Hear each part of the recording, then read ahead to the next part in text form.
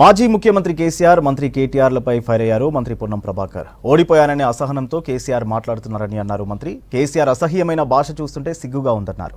కేసీఆర్ కేటీఆర్ ఒళ్ళు దగ్గర పెట్టుకుని మాట్లాడాలని హెచ్చరించారు. రాష్ట్ర అభివృద్ధిపై తాము చర్చకు సిద్ధమని సవాల్ విసిరారు మంత్రి.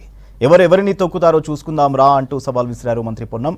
చేనేత కార్మికులకు ఇచ్చిన హామీలు కేసీఆర్ నెరవేర్చాడేమో ఆత్మ పరిశీలన చేసుకోవాలని మంత్రి సూచించారు. తన సొంత అత్త ఊర్లోని సమస్యలు పరిష్కరించని నీచ చరిత్ర కేటీఆర్దని మండిపడ్డారు మంత్రి పొన్నం. వారి కుమారుడు నిన్న వారు తిరిగినటువంటి సిరిసిల్ల నియోజకవర్గ శాసనసభ్యుడు మంత్రి సూటిగా మీ ద్వారా అడుగుతా ఉన్నాం. నిజంగా మీకు చాదనైతే 10 సంవత్సరాలు మాజీ ముఖ్యమంత్రిగా మీ అత్తగారి లేనటువంటి కొదురుపాకలో మేము ఎక్కడ కూడా ఏమి ఇబ్బంది పెట్టాం. స్వేచ్ఛగా మీరు అటుపక్క నిలుచున్నారు, మేము ఇటుపక్క నిలుచుంటాం. ప్రజలు ఏ పక్షం నిలుచుంటారో ఒకసారి చూద్దామా అని అడుగుతా ఉన్నాం. కనీసం అత్తగారి ఊరు అయినటువంటి మిడ్మారేరు ముంపు గ్రామాల ప్రజల్ని కూడా పరిష్కరించలేని అసమర్థులు మీరు. కానీ భాష అసహనమైనటువంటి భాషను చూస్తూ ఉంటుంటే యువకులం మేము మాట్లాడితే ఎక్కడ తలపెట్టుకుంటారో ఒకసారి అర్థం చేసుకోవాలి. విదేశాలకు అమ్మినాము మేము నీళ్ళు, ఏమైనా పాస్పోర్ట్లు లేక మేము జనం అమ్మినట్టు ఏమైనా నీళ్లు.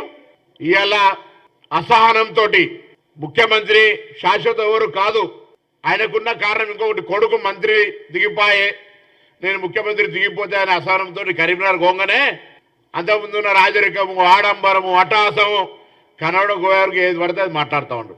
టెక్స్టైల్కి సంబంధించి 4 ఏళ్ల కింద మొత్తం సిరిసిల్ల చేనేత కార్మికులను ఇంటికి భోజనానికి పిలిచి చెప్పినటువంటి ఒక్క మాట అమలు చేస్తే మేమేం మాట్లాడుతున్నాం, ఏం చెప్తే దానికి మీరు తిట్టినా కొట్టినా పడతాం.